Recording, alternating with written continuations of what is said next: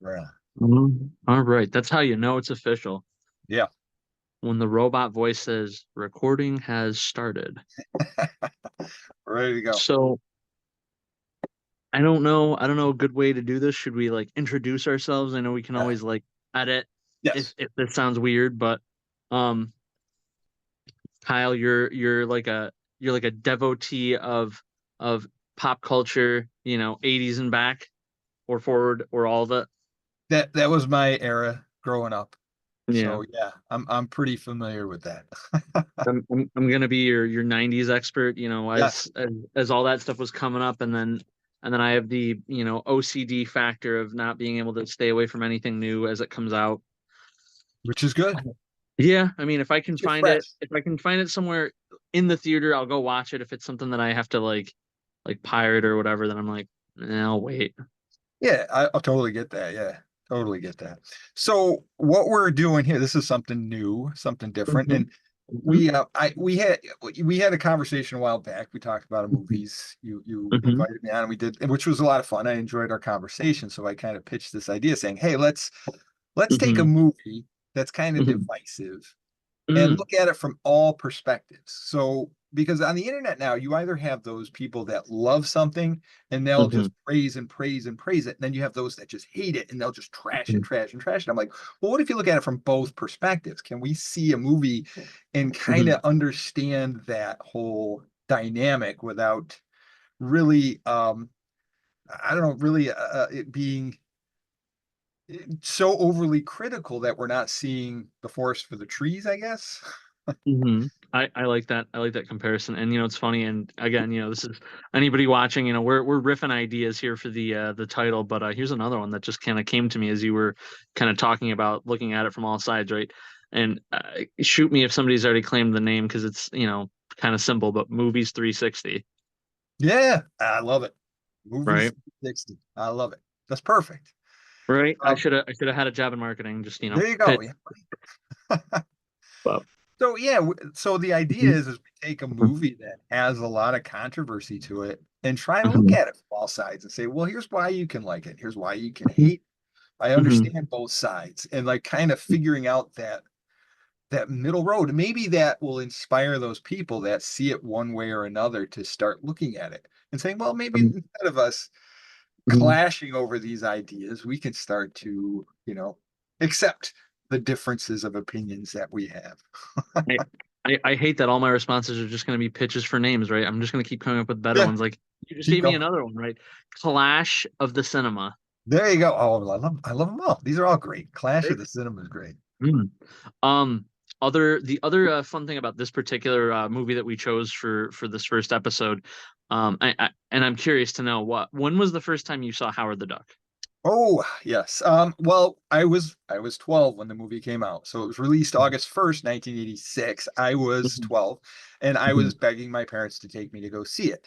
I did not get to see it in theaters and I wished I had. So it was when Mhm. it came out on VHS, which Mhm. is around that time it was about 6 months ish to a year. That's not bad. I feel like when I can remember like home video releases were just so much longer, like 9 months to a year, like back Yeah, then, sometimes depending on what the movie was. depending on the movie, yeah. If it was Yeah. a huge hit, you usually had to wait a lot longer, but because Hmm. ours was a financial failure, Mhm. it got out quicker. So it Yeah, was they need to recoup probably, some of those losses. I would say I probably watched it by the summer of 87. I Okay. finally got to see it because my dad was a big VHS guy. He loved renting Mhm. them. He actually had a lifetime membership at a video store. Oh Um, my God. Yeah, oddly enough, which the video store no longer exists, obviously. But he would bring them home and he would dub them. So we would have, a copy of them that we could watch. Uh, Mm. so I watched Howard all the time. Oh, all right. So you know this backwards and forwards Yeah. and every which way. And then I get to come to the table with I've seen this movie for the first time about 2 days ago. Really, for the first time. For the first time. That's So pretty cool. it's I mean like I like the 80s as a genre. I mean, like, and I just call it a genre. Like, Mhm. there's 80s horror, there's 80s this, but the Mhm. 80s is just like a genre unto itself because It is. when you're watching an 80s movie, it Yes. doesn't matter, what the subgenre from there is, but it's just there are some tropes and some things when you look at it, you're like, okay, somewhere between 80 and 89. Yep. So, and Yeah, and you if I certainly have. didn't know that Howard the Duck was from it before walking into it, I definitely knew it as the movie was going. Yep. Oh, it screams 80s. Just when you see the fashion and everything right away, you're like, yep, that's it. Anytime you see in 80s movies like gangs or people in clubs, there is a Hmm. very distinct look to them. Always got some shocking pink hair, like mohawks that stand straight up, leather Hmm. jackets, ripped clothes. There's all these like certain things, neon clothes. There's all these different things that definitely indicate where you're at. 100%. What was the other thing I was gonna say? So this technically was this this came out. Do you think it was filmed after Back to the Future for Leigh Yes, Thompson? yes. Okay, so she she was she took it because she got the role offered because of Back to the Future, and she okay. took it because she liked the idea of the character not Hmm. being that swoony, oh, he's such a dreamboat thing that she did in Back to the Future. She loved this idea, this stronger, more independent woman Hmm. character. Yeah, well, and she still ended up falling for him despite the fact that he was, Right, the total not model. right. Mhm. Exactly. And she did her own singing, she did all her own, all that stuff. She actually That's worked awesome. hard at doing that because again just the scene at the end, the concert, they actually Hmm. they did a real concert. They had actual people come That's in. awesome. He performed the song in front of that live audience. So it was she did her homework to prepare for that. That's really good. I was curious because I was trying to kind of like in my own mind as I saw her, I'm like, okay, so is this the thing that gets her to Back to the Future, or is she like coasting on Back to the Future and now she can like pick and choose her roles because she's going to be sitting on those royalties forever? I think that's what she kind of Mhm. hoped, and I think she hoped that with this movie that was going to be the case, because there Mhm. was another movie she was being offered at the same time And she called had to pick. Sometimes Wonderful, Oh, okay. uh, by with John Hughes, which was Hmm. directed by Howard Deutsch, who she actually married. She's married to Hmm. currently. But she refused that movie. She didn't want to do it. Mm. No desire to do it. But after Howard flopped, she was like, "I'm going to take it because I need anything." I think everybody's That's afraid that they weren't going to get any more movies after Howard tanked. sure, sure. And I mean, like, it's so funny because it's definitely it's a cult classic now. Like, when you look back on it, it's one of those things that people will watch, as a Mhm. guilty pleasure, and they can, Yep. be like, I'm just gonna slide on Howard in the background while I do this and that because, I've seen it, plenty of times and I can, laugh about it. Like that's the vibe I got from it. Like Yes, as compared to some 100%. other things I've seen from that era that are like that for me. Yes.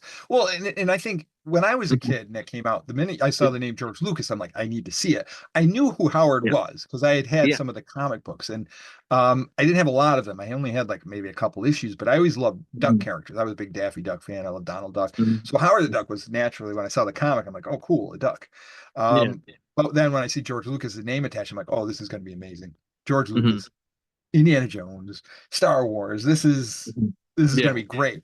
So even the font they use for the logo is very Indiana Jones. So you're like, okay, this is going to be amazing, and that's why I really wanted to go.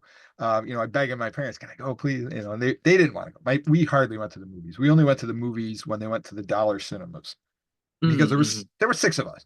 My dad, Sure. paying even back then, movie tickets were probably like 250, $3 a piece. And Mhm. it was a lot to take, six Of people. course. Yeah, it had to be. So It had to be like a treat, like a a big yes, deal. 100% like a birthday thing or something. My birthday had already gone by, so I wasn't able to finagle that one in. So Yeah. yeah, the one thing I did get in trouble with Howard was they had in the newspaper print ads, because back then they used to print like the posters in the paper, so you had a Oh, really right, beautiful right. art. Oh, yeah. I used to love going in there every day, and I'd see, I didn't care about showtimes. I just wanted to look at the artwork, Mhm. and they had a 900 number you could call, and Howard would tell you a joke. Oh, So joy. this was late 90s. That was a big deal. 900 numbers, you'd call them. $3.95 the first minute, 99-cent edition.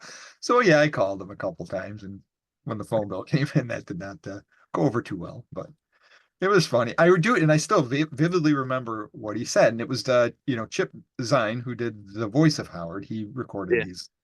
these audio things, but he'd be like talking about how he was stuck in traffic and how he hated Mm. traffic on Earth, and some driver gave him the bird. And these were the jokes. It was Yeah. pretty bad. Oh my God. I'm just kind of thinking too, kind of circling back to something you said. So we were talking about how Lay Thompson, like, falls for him because he's like not the atypical human, but Yes. he's also, and then like how you liked Daffy and Donald and them, and he's not the atypical duck either. He kind of No. just like he doesn't fit in either spectrum, and I feel like Yep. that's part of his mass appeal because Yes. he's the If you outcast if everywhere. yeah, have you ever read the comic, the old? I've read some Howard the Duck comics. I don't think I've ever sat and I've read like one of the like Yeah. the original ones, like the ones with like Man Thing and like Kiss and that. Right. But I've definitely read some of the like, I think he had like an ongoing that ran in like 2012 or Yes. 2013, and I read Yep. that, and I thought it was He funny. I was thought it was, it's an arse. something different. Yeah, But well, the thing was, Howard was pretty rude and crude. yeah, They yeah, softened him up a bit for the movie because yeah, they wanted to make him a little more likable and a little nicer, so he wasn't yeah, so crass. I mean, he does have his moments, and that's yeah, plenty of expected. them. But they didn't want to make it overly crude because the comic itself was more adult oriented. Because that was Oh one yeah. thing I caught as a kid is a lot of the Mhm, jokes I didn't catch. I mhm, was yeah, so they had to kind of find mhm, that balance to say, okay, here's mhm, something that the kids can watch and not be too, and parents aren't going to be too offended, though there are moments that probably are a mhm. bit questionable still. Yeah, So I mean, like it definitely it's the type of thing that adults will be able to laugh at, and mhm. probably teenagers. Teenagers were probably Yeah, like you said, you're like 12. They were probably clamoring to see this thing, and it's screams like, No, no, no, we don't want you talking about this, repeating this, doing right, the things that you're seeing in this. Don't do, right. it was Essentially, like yeah. the disclaimer on South Park probably originated from some of the things in this movie. Oh, well, probably. I mean, it was definitely because I mean, once you saw the name George Lucas, it was like, oh, there's always toys, and it's Mhm, very kid friendly type of entertainment. So it was a little bit mhm. different. Um, I, it's funny you say that because when I saw his name come across the screen the other night, and I'm like, son of a gun. So Star Wars' dad did this, and I thought to myself, if George Lucas, while he did Indiana Jones and Star Wars, had a stress ball, right, and he was just clenching this thing during those movies, this is what like exploded from the stress ball. They oh, told him you could do whatever you want now. Yeah, yeah. Yeah. Oh, I'm sure. And he had Mhm. actually wanted to do this back in '73 after he finished Mhm. American Graffiti. Mhm. Because the screenwriters he worked with were Gloria Katz and Willard Huyck, who wrote and Mhm. directed Howard. They were Mhm. friends of his from film school. So he was, he's like, hey, we should do this movie. We should, because he loved the comic book. Yeah. Um, and it took a while for it to finally come to fruition, obviously, but I think the end results, and George has never said to himself like that he was disappointed with the movie itself. Mhm. But I think a lot of people were just disappointed that it didn't, because George was Mhm. really banking on that becoming like another huge hit. He'd be able to do things, Mhm. but because of this movie we had Mhm. um he had a division in Mhm. Lucas, in ILM, his special effects company there, that was pioneering visual effects. They were doing Mhm. computer graphic, effects at that time. That Mhm. he didn't really find a place for them at that time. So he went to his buddy Steve Jobs and said, "Hey, you want to buy this thing?" So he sold Pixar to Steve Jobs because of Howard the Duck's failure. Mhm. So because of that, we had Pixar, as Pixar is. Um, The so world it's that kind of a could have funny thing. been if it Yeah, had done better. right. Because it still would have been under the Lucas banner, Hmm. that might not have become the animation house that it is. And that's what Steve Jobs had been fired from Apple at this point. So he's like, I need something. So he bought this and he started really pushing the animation. That's what they did with commercial work mostly back then and their shorts. Mm.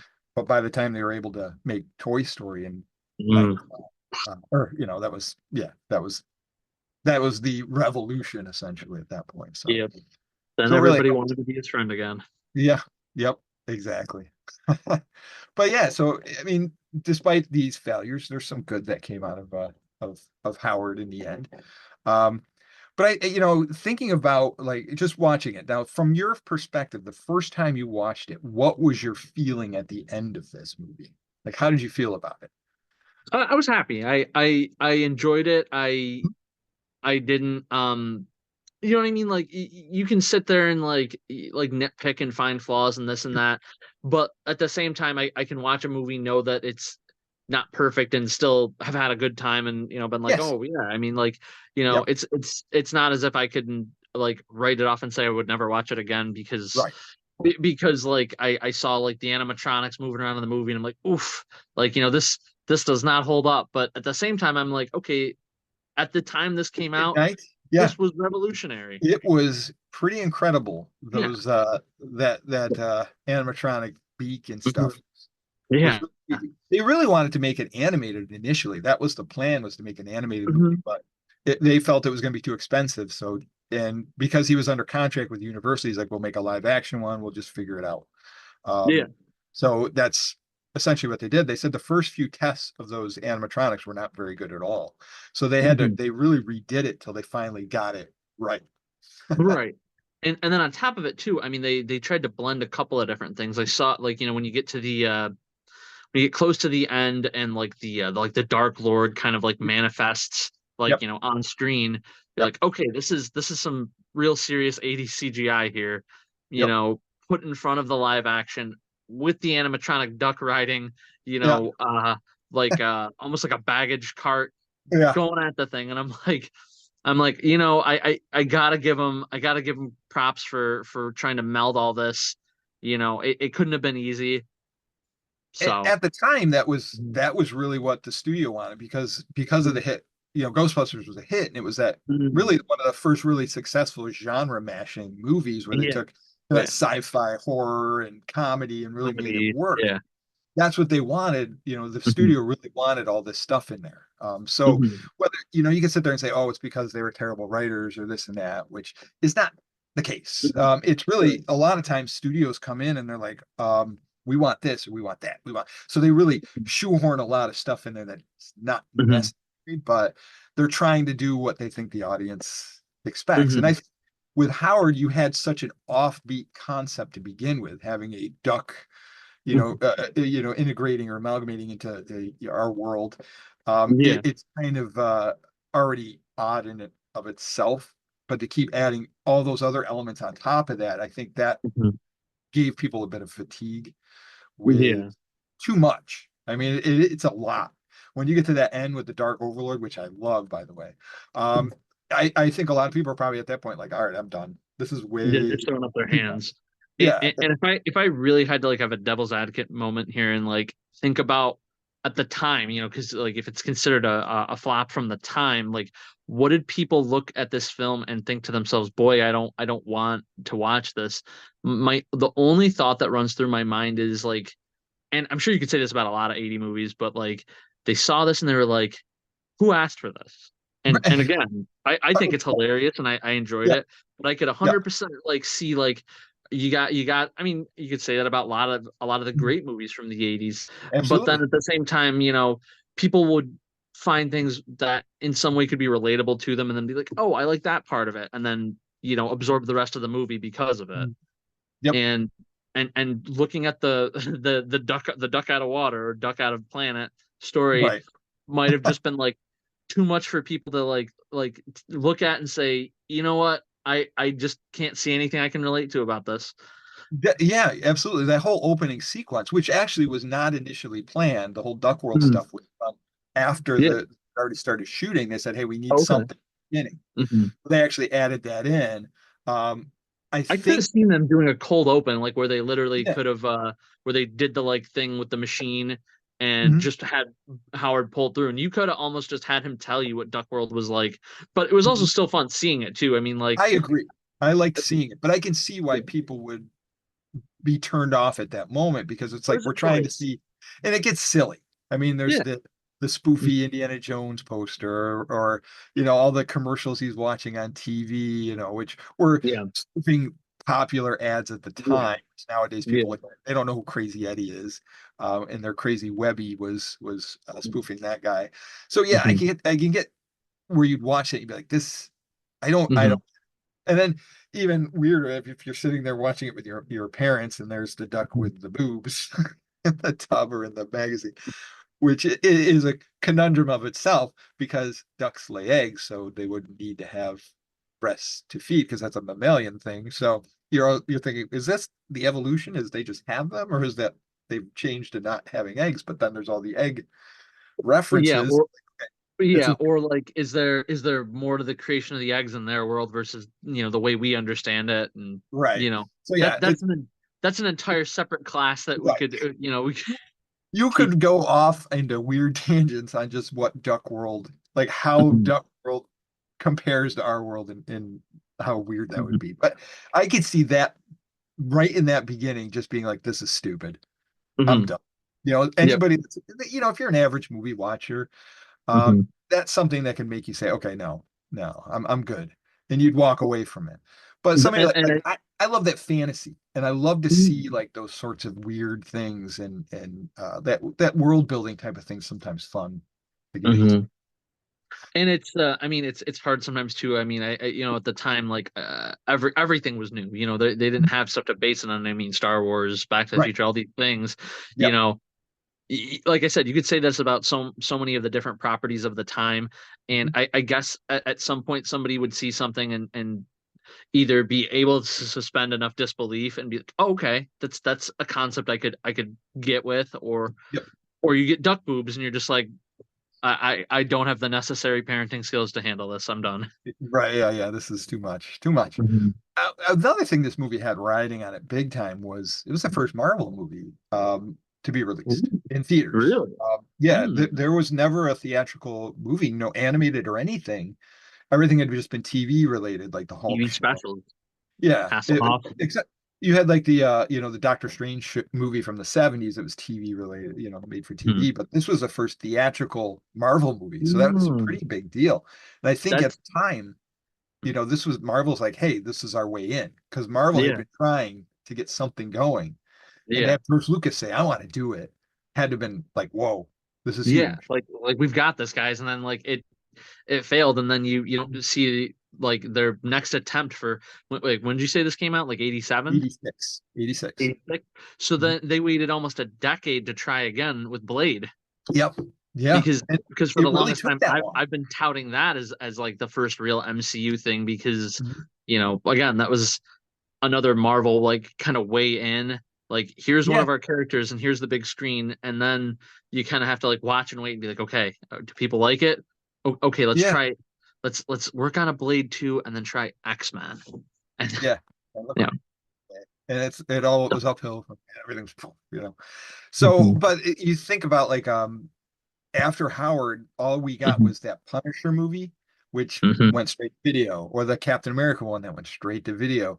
They mhm, tried, but Howard really, really stalled the process of getting those superhero movies back out there. It wasn't until mhm, Batman that people were like, okay, we could do something. But Batman, the difference between it was Batman was a regular guy in a costume, where mhm. Marvel was trying to push, Spider-Man, X-Men, which Larger than life right. characters. So that was a little more, even or Fantastic Four, whatever. Those were definitely much harder or more complex to sell at Mhm, that time to Hollywood. But Hollywood wanted those Batman types. That's why after that you got like the Phantom or the Shadow and mhm. very similar characters. The Mask.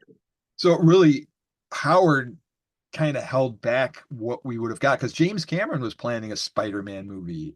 He had all Mm, these things going. This was right after Terminator 2, but that never came. And then you had the Corman Fantastic Four movie that just sort of got, tucked away that no, people don't want to talk yeah. about, which I personally enjoy. I thought it was the best Fantastic Four movie they've made so far. To The say. bar's not very high. It sadly, yes. And Fantastic Four is always one of my favorites. So Mm. to know that that's the best one is kind of just Something to look forward to in the coming year. yes, that's what I'm hoping. I'm looking forward to. I'm still sort of reticent about Pedro Pascal as Mr. Fantastic. I almost feel like he would do a better Doctor Doom, you know. I almost agree with you. I'm curious to see how they're gonna make Downey Jr. fit Uh, back in as Doom. yeah. So, I don't I'm think he's curious. gonna. I think if he's in that, it won't be anything but like a post-credit scene. I think they wanna Mm. give you Ah, the focus right. on the family and Galactus for real and not, the purple cloud and Yes, which was a disappointment. yeah, and Lady Silver Surfer, the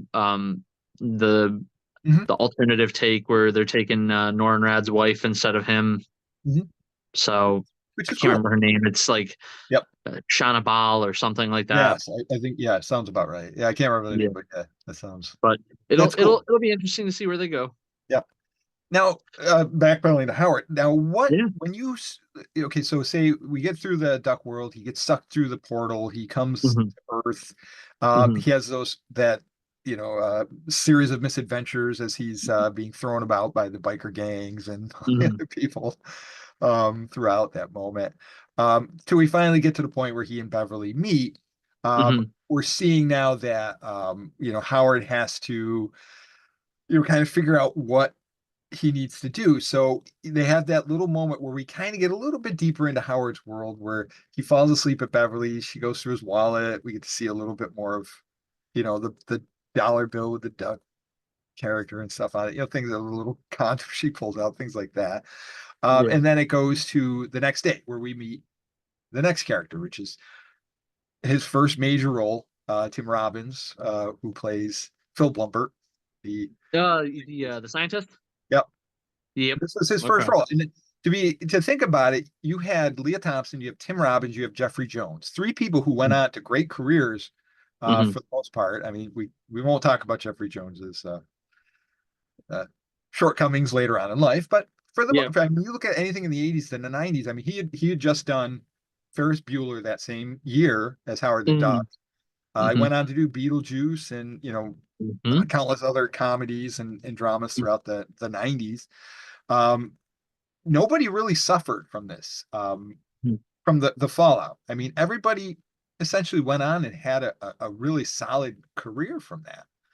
I don't think, and again, like we were talking about some of the things that people wouldn't have been able to watch this movie for. The acting and the actors, I don't think would have really factored into it. Like they all were good. They're They selling the all, parts. yeah. I mean, none of them were in a real way or in a perceived way would be drags on this film. I No, wouldn't be able to say. I mean, you watch. I'm thinking to Tim Robbins, like just some of the ways he reacts and stuff to Mhm. Howard.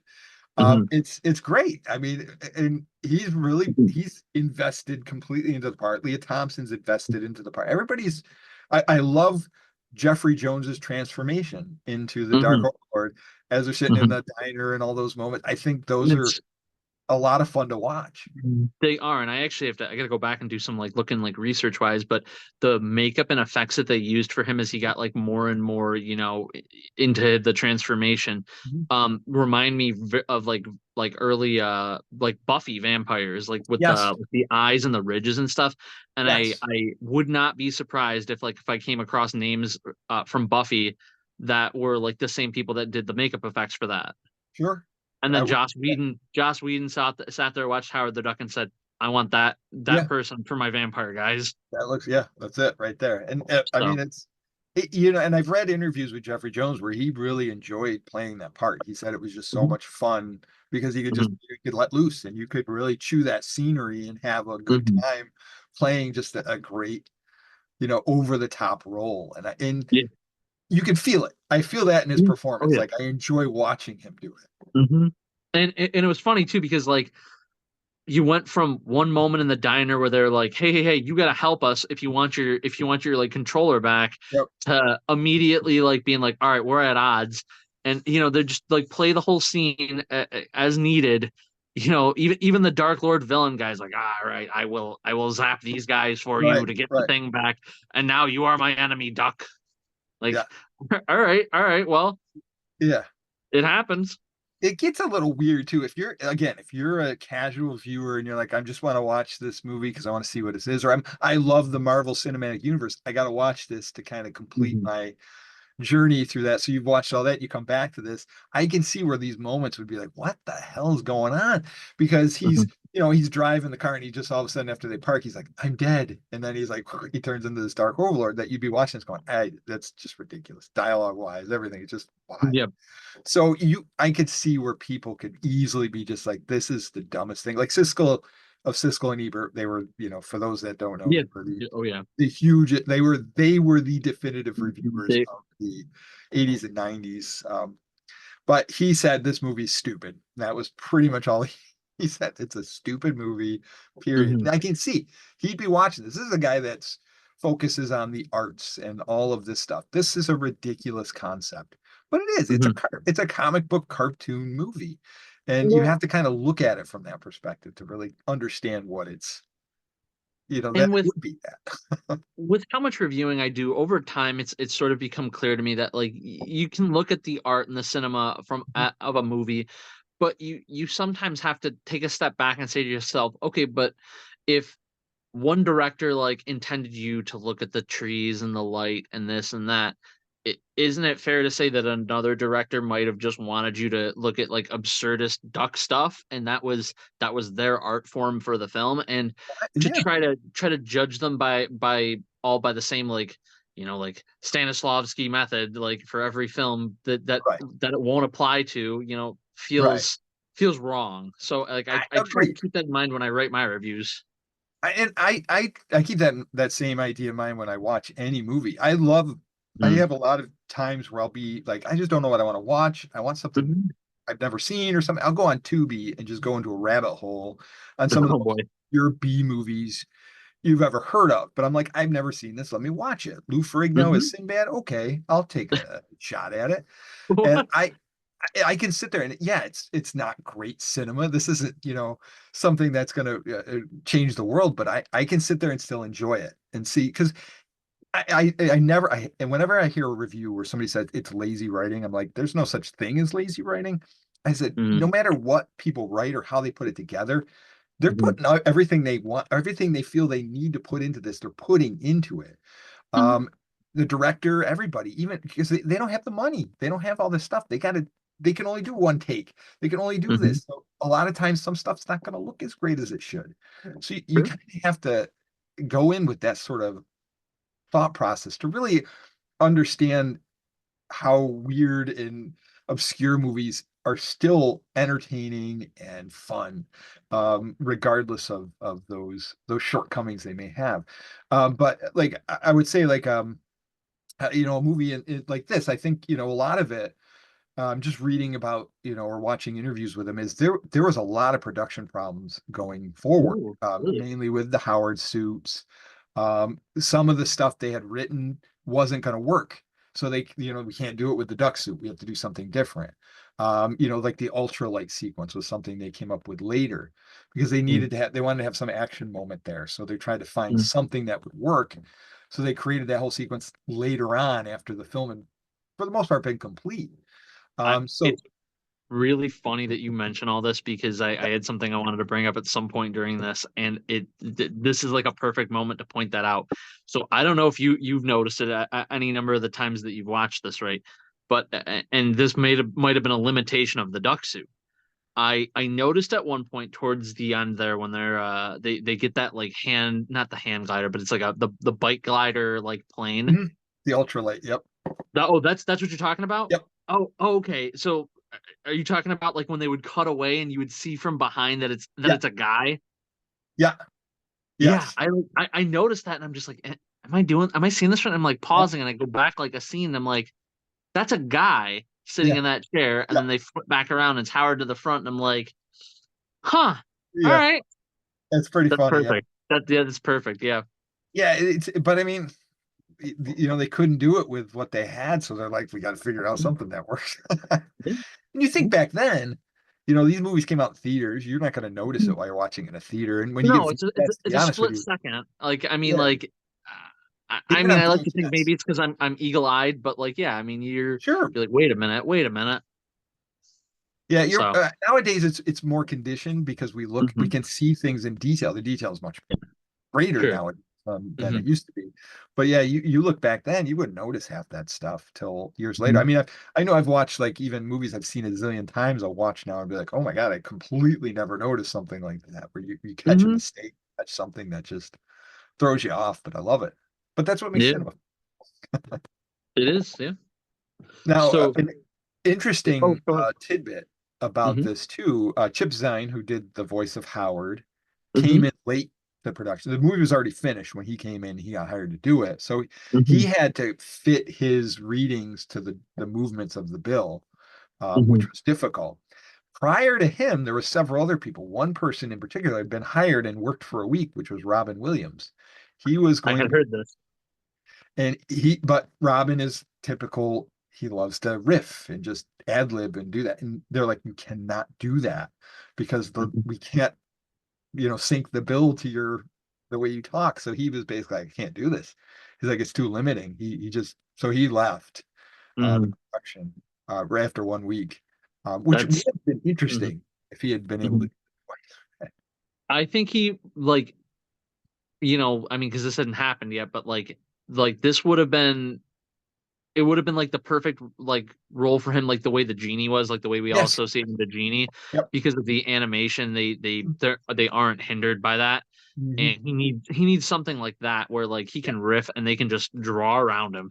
Yep. Yeah. If they CGI was what it is now, when he was Hmm. doing it, it would have been Hmm. incredibly great for him. It would have been perfect. He would have been going nuts, and it would have been a great performance. But yeah, and I know the man that the Chip Zane who did the voice, he's come out and said he always mentioned it as something that kind of stalled his own career. He was a Broadway guy, I believe, anyway, and then Hmm. stuck with just doing that. It basically killed his movie career. And Oh. he just was like, I'll just stick with Broadway, which is fine. But he says nowadays people come, that's what they always are like, oh, Howard, I love Howard. I love Howard. Same with Ed Gale, who was the actor in the Howard suit. He says Mhm. that's what all people ever want to talk about. The dozens of movies he's done or hundreds of movies, It's whatever. it's just like it's like wine, what I mean? It just like ages, better over time. I think that's with a lot of movies is once you have a nice distance between it and the time that you saw it originally and you go back and revisit, you're like, okay, I'm seeing this from a different lens. I I feel can like we look talked at it. about this when it came to Joker 2. Like I Yep. have a feeling that time's gonna pass and people are gonna feel very differently than how they feel now. I'm seeing that all the time.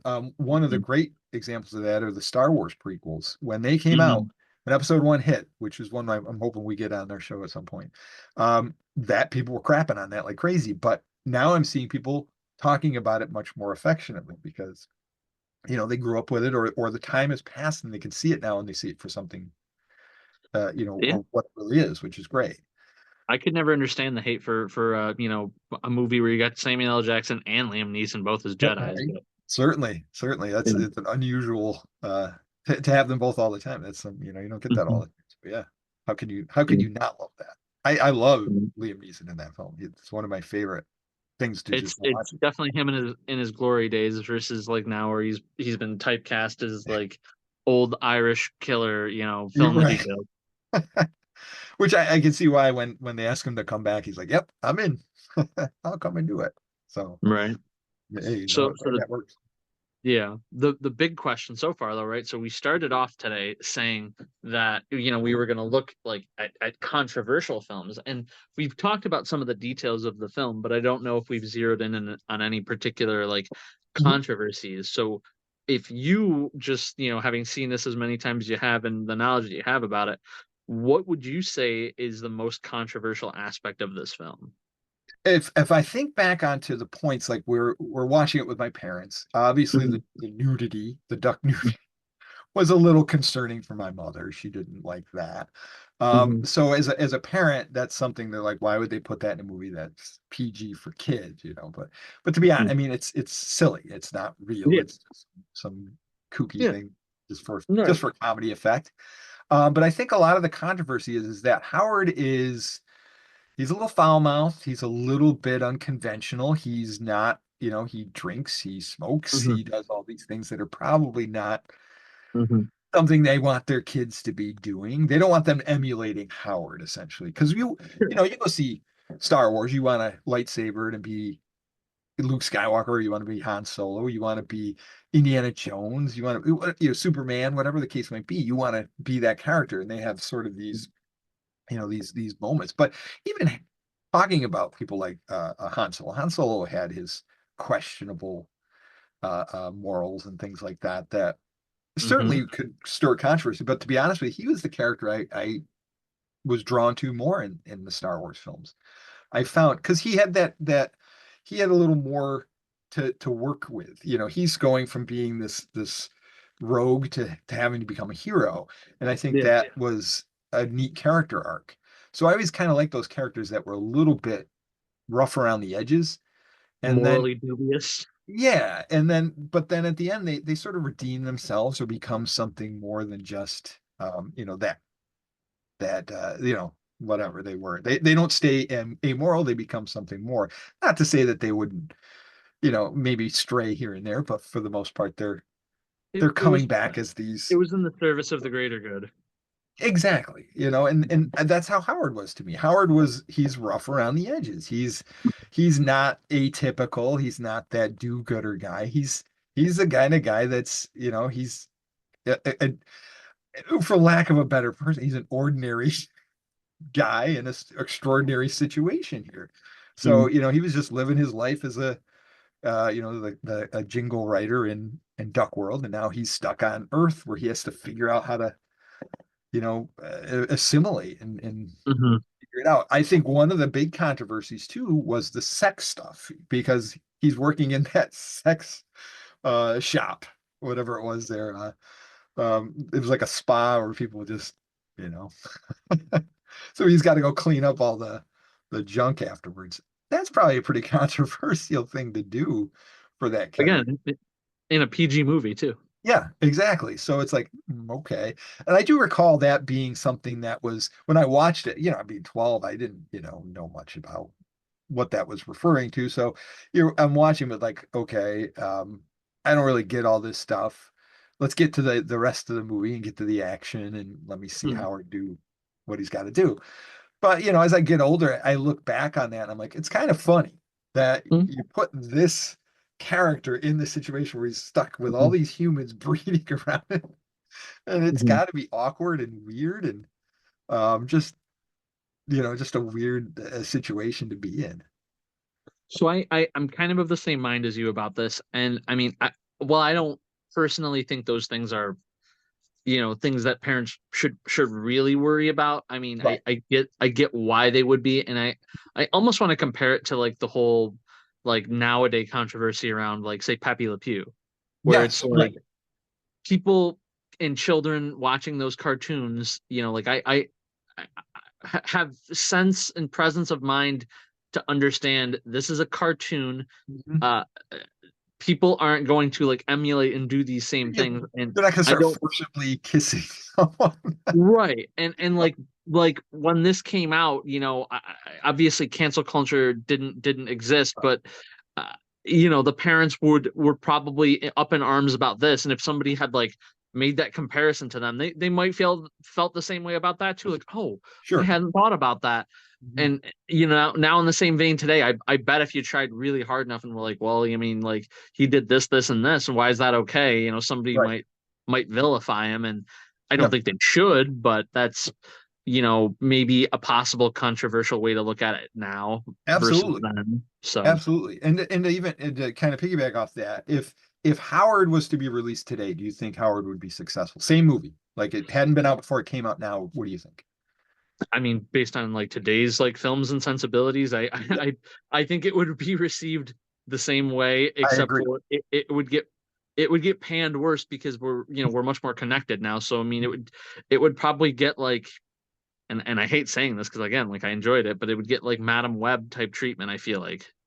Or And Ghostbusters 2016 treatment, where it's just you know what? I never watched that at the time, and I'll count myself guilty as one of the people that was like a Ghostbusters purist that I didn't want to touch that. And just randomly last Easter, I was visiting my godkids, and they mhm. put that on because it was like a free movie on like Roku or Vudu or Yep. something. And I actually didn't mind it. I It- I thought it was funny. I thought like I didn't think it was like better than the other ones, but it was funny No, for that's the current stuff, and I was like, okay, ex- I don't know why this is getting the hate that it gets, yeah. other than We'll because hit that one. they're not the Ghostbusters. Right. That yeah, we'll get into that one for sure. But yeah, I agree with you on that as well. It's not as Yeah. bad. Right. But yeah, I think if Howard came out now, it would definitely not. It would be the same. It would flop. It would definitely be panned by critics, but it'd probably get Mm-hmm. a lot more hatred from. You'd hear those voices of people, that from the shadows that you don't really hear often that finally come out and say this is the worst thing ever. It either saying they're either the comic book purists or the people that were whatever George Lucas fans, whatever, that come out and this is the worst thing he's ever done. This is whatever it was, or they blame Yeah. Kathleen Kennedy or somebody Oh my God. Yeah. because whatever It's easy to complain. It's yeah. very easy to complain and find reasons and people to blame. Of course, and So, I mean, but I think I always find it, suspect when they're like it's Kathleen Kennedy's fault. I'm like, yeah, okay, she's CEO of that company, but she's not the ultimate mm, decision maker on everything. There's Disney, she's got to answer to Disney. She's got, there's all these things. So a lot of it's coming mhm, down where they're like, hey, we want this in there, we want that in there. So there's certain things that they're probably pushing on her that she has mhm. to do. So you can't just throw everything on her and say she's the sole reason everything is what it is. No, but Not that that's why they I get don't have any problem with her at all. I think she's doing fine. But that's why they have those people in those roles though, so they can have like, so the audience as a scapegoat. right, they need somebody to throw all the blame on and things like that. But yeah, I think and it's unfortunate to say that, but I think in nowadays even the studios would read this Howard script and be like, this is too much. We have to scale this back. Take This, the in fact, sex. you know how this movie would get made 100% nowadays? This would have had to have been kickstarted. Oh, Some 100%. they'd have to crowdsource this, and Yeah, they'd cite the 80s. They'd be like, "Oh, hey, you want an 80s style movie, but with a Marvel character that hasn't been like in anything but cameos?" right. You know, Legion M does stuff like that. I Yeah, think where they like, yep, the fans own some amount of the film yep. because they have to pay into it. And that's like the Godzillas and stuff like that, I believe, right? Am I I'm not 100%. I saw a horror movie I saw last night was Legion M, which was very okay? weird because I I've heard the name and I understand the concept, but I don't see films with their backing very often. So I don't Right. know if they just don't always get off the ground or what. But it was a movie set in the 70s. About it was based on like a true story about a guy in a white van like kidnapping girls and you Oh, know okay. Yeah. violently murdering them. But it was like 70s 80s horror type Right. feel, so Yeah. they had to kickstart that because I guess they didn't think they could get anybody to pay for it on its own. It's funny how that's taken off. I remember one of the first ones that did it was Veronica Mars back in 2014. Oh wow, Show yeah, got canceled. The creator's like, hey, I want to do a movie. Threw it on yeah. Kickstarter, got the money, and it made the movie. I actually remember the very first. I don't know if it was a GoFundMe or a Kickstarter, but the first time I ever heard about like crowdfunding, it was such a funny idea. Yeah. Somebody wanted to make the. Did you ever hear about this? The potato salad thing. No. So guy wanted to make potato salad, but he'd never done it before, and he just didn't want to put out his own money. So he like started a GoFundMe or a Kickstarter. I think maybe before Kickstarter like limited you to like entertainment or like raising money for specific things. And the Huh. guy So you had got like, a yeah, lot. he had a limit of like, or he had a minimum that he was looking for of like $20. Yep. And I think that was also before they had like caps. And he raised like 50 grand, and he's like, Oh, okay, I'm renting out like a like a Legion or something and buying the supplies, and anybody that wants to come down, I will make you the potato salad. It was ridiculous, and I'm just like, what a world we live in. yeah, it's crazy. Hmm. Um, but yeah, I mean, yeah, I think you're right though. I think Howard would need that kind of support to like the way that the movie is. Like Hmm. if obviously if they finally do a Howard movie, because Leah Thompson has said she has an idea for a sequel and she had Hmm. pitched it to Marvel. Marvel decided not go that direction. But Hmm. then she came up with another idea for Hmm. Howard, pitched it because she wants to direct it. Yeah. Um, they liked her idea and they were interested, but they said we're not sure what we want to do with Howard yet. So they kind of left it at that. So she Hmm. says there's going to be doing something with Howard in the future. So I'm interested to see where he does get to go, other than his cameos that he's had. Um, Hmm. Howard needs some love in the He MC. does. He sure does. And then at some point too, you got to figure out like are we multiversing this, or are we saying that the Right, Lee Thompson one was a different Earth, or right, are we saying that the Howard that's like sitting around with the Watcher is the same one who's right. been stuck on Earth for X number of years? That would be interesting if it were. That's a follow-up conversation if we ever see Howard in something else. Yeah. Be like, all right, Howard Steve the Duck Gerber. update. Yeah, I know. Steve Gerber, the creator of Howard, he said he took his daughter to the set when they were making it, and she was terrified of the makeup of Jeffrey Jones. When you're talking, No, I thought about man. that. Like he was terrified because the makeup was that good. He's like he has said that when the movie was being made, he said everything was working great. He looked great. He said he was really excited to see this creation come to life. But he's come out Hmm. and said that he's disappointed that the movie was what it was and not Hmm. what he'd hoped it would be. So, I but mean, you win some, you lose some. I mean, exactly. not everything is gonna be like a Batman. Sometimes you're gonna get a Howard the Duck. Yeah. And would you recommend Howard to anybody that's never seen it before, seeing it for the first time as you have? I so I it would depend on the person. So I recommendation with reservations. Right. It's well, you know what I mean. It's like if you've got a buddy that likes steak and you just went to a new steakhouse, you're gonna recommend it to him, but then you're not gonna recommend it to your vegetarian buddy. Sure. You know, like Yep. I would have to like get a sense for what I know they like, and I'd be like, okay, Yeah. I know you'll like this, watch it, versus Right. like trying to appeal to somebody back then that probably called it a flop, like now being like, Yeah. okay, there's what can I say to you that's going to convince you to watch Right. this and then on top of that enjoy it? Yes. I would definitely recommend anybody that watched it Mhm. years ago and has just thought it was the worst thing you ever saw to Give it read. another shot. Try I to try one more time. I And could see maybe you'll that. hate it. Maybe you'll go Maybe. back and be like, yeah, it's still stupid. And that's fine. Hmm. But maybe you'll go back and see it with new eyes and be like, you know what, I see something different here. There's a quirkiness and a fun Sure. attitude to be that. And Yeah, it's like what you said earlier about like, you watch the same movie over and over and you could still catch stuff. I mean, that's the thing, right? Like, as a kid, I hated scrambled eggs. I love scrambled eggs now. Like tastes change, yep, film choices change. yeah.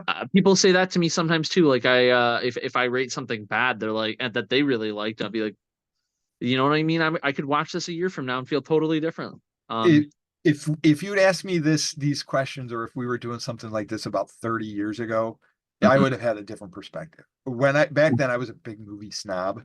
It was like if it didn't fit this certain bill, I was like, it's garbage. That Wait, changed. wait, wait, Bill. Yeah. Was that? Yeah. But I'll tell you, 'Cause Doc. yeah. Well, that what changed for me though was yeah, I would love as the movies that I saw as a kid, but Mm, I would go see a movie that I was supposed to love. Like I would be weird about Robin Hood, Prince of Thieves because mhm. he didn't carry his English accent throughout, so I don't like this movie now. That was the kind of attitude I had. I love that movie. I could watch that That's movie fair. because it's a great popcorn movie. It's just so much fun to watch. But it all changed for me when I saw one movie, and just real quick, was the Oh, movie Congo.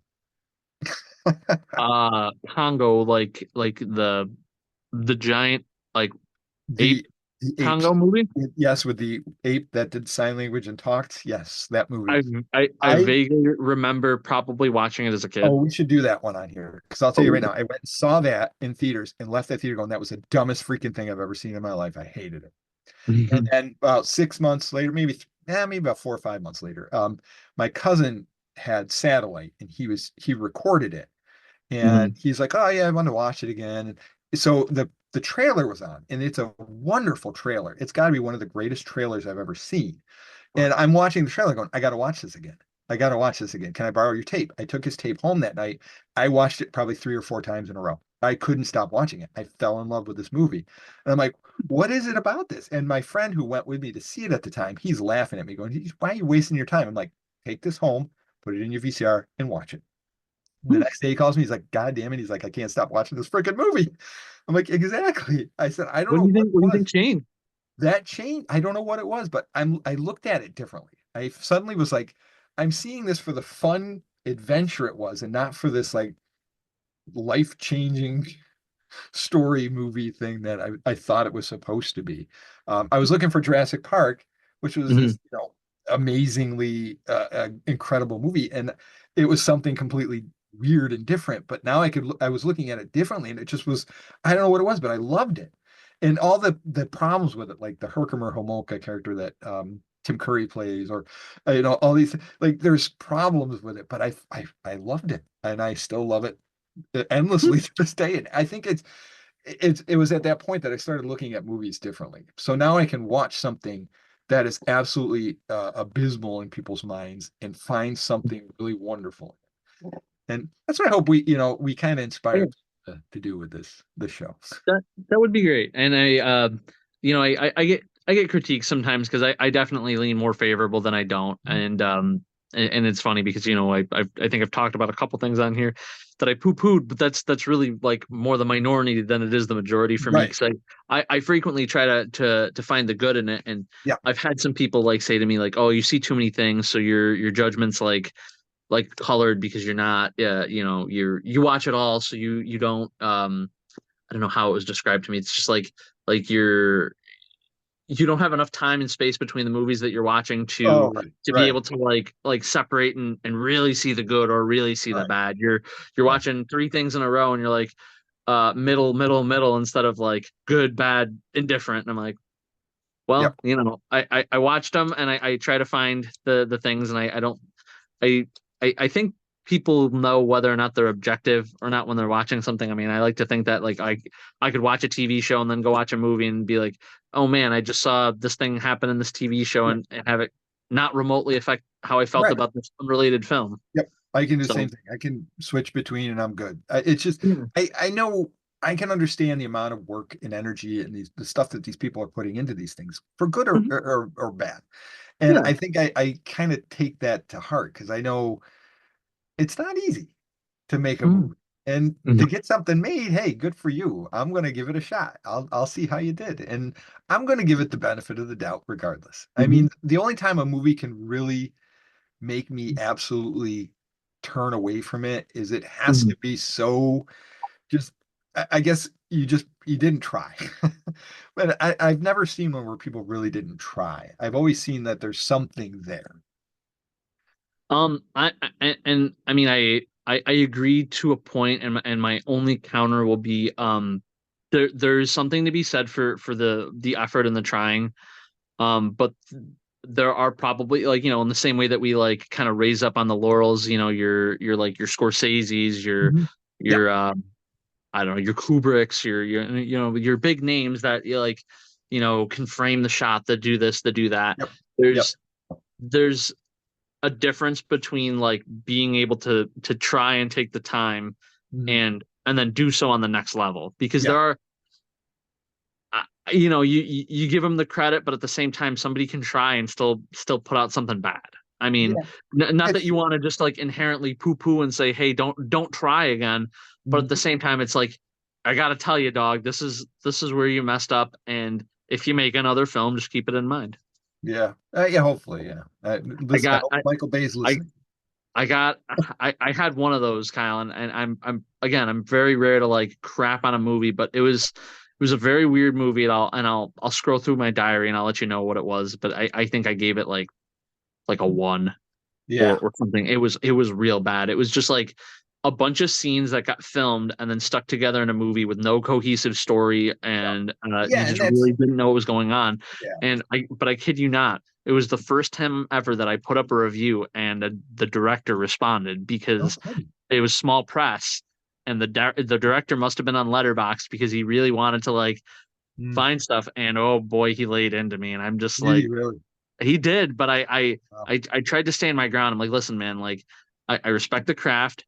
You can 100% claim that you've done more than me because you took the time to make this film, and if it's to your liking, that's good. I Mhm. said, but me and all the other ones and half stars on this review that aren't just me, Mhm.